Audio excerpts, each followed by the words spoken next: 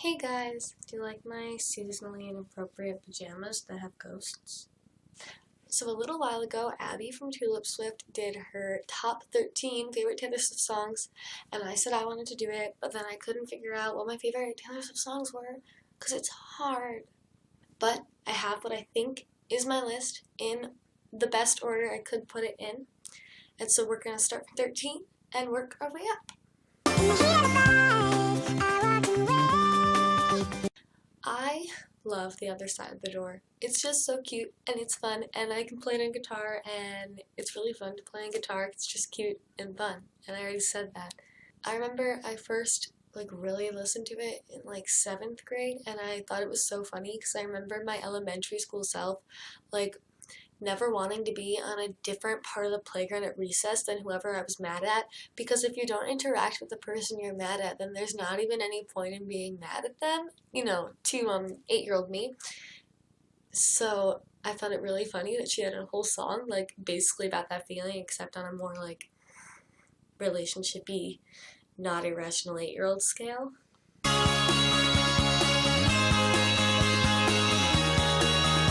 The Way I Loved You is just also a great song, and it's so fun to dance to, and I like the storylines, and I like it has the 2 a.m. reference. If This Was a Movie, it's just such a pretty song, and it has nice lyrics, and it has nice the I sang it to try out for my elementary school talent show in 5th grade, and I didn't make it into the talent show, but I did sing it a cappella into a microphone in front of all the 5th graders, and they were all super nice about it, even though I was 11, so it probably sucked. And it's a sad song, but it brings me happy memories of listening to it in 5th grade and singing it, and it's just a nice song. Dress was not one of my favorites off Reputation when I first heard Reputation. You can look at my Reputation book tag, and I listed my favorites at the end, my top 4, and it was not there. But I love it so much. It's such a pretty song, and it's really lyrically strong. I like the "at least we were electrified." That was super off key. I love it, and the harmonies when she says electrified are so cool. I was making a list of songs that relate to Will Herondale and Tessa Gray, and I put that on the list, and so now when I listen to it, it makes me think of Will Herondale and Tessa Gray, and I love them. Because it's "you'll leave your mark on me, a golden tattoo," and her angel leaves the star scar on his shoulder. You know what I mean if you listen to Taylor Swift and read The Infernal Devices.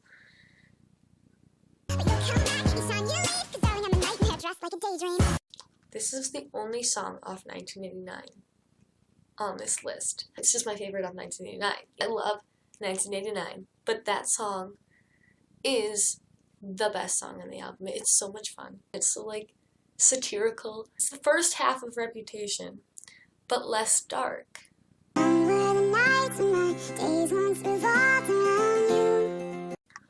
Dear John is so nice, and I have to stop describing the songs as nice, but it's so lyrically amazing. I think I said that already about a different song, but it's lyrically crafted so well, and it's so powerful, and I like the tone changes throughout the song. She says, "I should have known, I should have known." Then she switches to "you should have known," but it's still kind of sad, "you should have known." And then the last time she says it, it's kind of "you should have known," your fault. And I like that progression. Should Have Said No was the first song I ever heard by Taylor Swift, because my mom heard it on the radio at Six Flags and played it for me, and I loved it. I did not know what cheating was and did not understand the song in any way. I was 6, but I tried to recreate what I thought the song was about using Barbies. And it was so much fun seeing this song live for the first time with the Reputation tour, even if it was mixed with Bad Blood. It was just amazing and so much fun, and I'm so happy that I got to see the first song I ever heard by her live.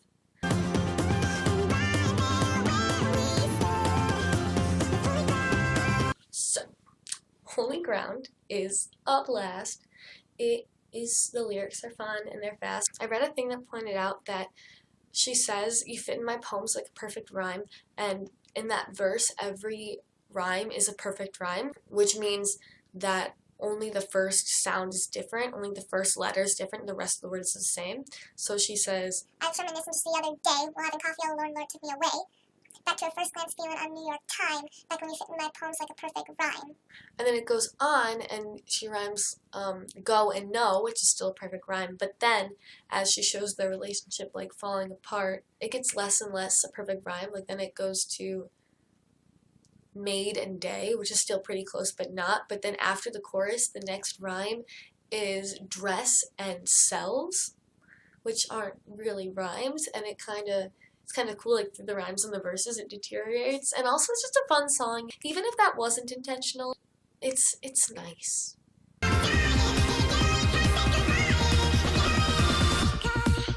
Getaway Car is my favorite song off of Reputation. It's so visual and it references A Tale of Two Cities, which is my favorite classic book, and it's so much fun. It's so good. It's so good. I loved on the tour when she was voicing, there was a voiceover of her poem. Then she was driving a car and she drove this car and it zoomed out to show that she had parked the car on an X. And the whole theater just screamed. My mom was like, "What?" And I was like, "It's Getaway Car." X marks the spot where we fell apart. That was really bad. I'm sorry. You're sitting in a chair by the window, looking out at the city in my bed. Sometimes you wonder about me. I Almost Do is so underrated because people think All Too Well is better, and I get why. I love All Too Well, but I Almost Do is so good, and it's so good. I like that it goes never, ever, and I don't know if that was a purposeful reference to We Are Never Ever Getting Back Together, but I appreciate it anyway. And I also really like the imagery in this song, and the lyrics, and the sound. Long Live is great. I had to make a poster for my dance class in school about myself, and I used a lyric from Long Live. I had the time of my life fighting dragons with you. I love fantasy, and I love dragons, and I love songs about nostalgia. When I was in 5th grade, and I was graduating 5th grade to go to middle school, I listened to that song religiously. And when I was in 8th grade, and I was graduating 8th grade to go to high school, again, repeat. And next year, when I'm a senior, do you think I won't have this song on repeat all year? Because I will. Don't worry, I will.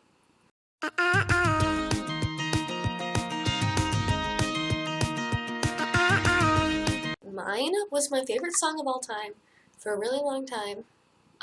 It is so nice. It's such a cute love song. It's really lyrically good.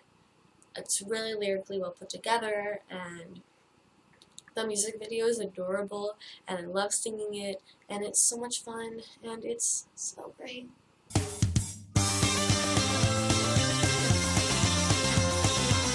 Okay, my favorite Taylor Swift song, and therefore my favorite song of all time, is The Story of Us from the Speak Now album, my favorite album of all time.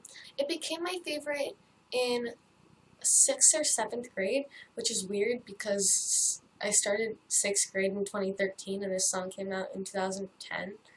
But it's fun. I like the drums. I like dancing to it. I like singing it.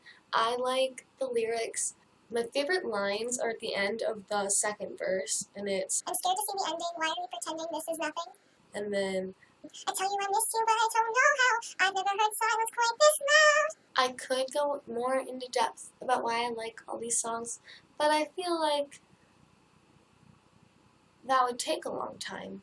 And instead, we can just appreciate how all the songs are good, nice, lyrically sound, and fun. We're a very critical reviewer here on Not Bulletproof. I'm ready to have cause to remedy this list. I'm ready for TS7, or at least a title or a single. Any day now, Taylor. No pressure. It's a horrible hand hurt.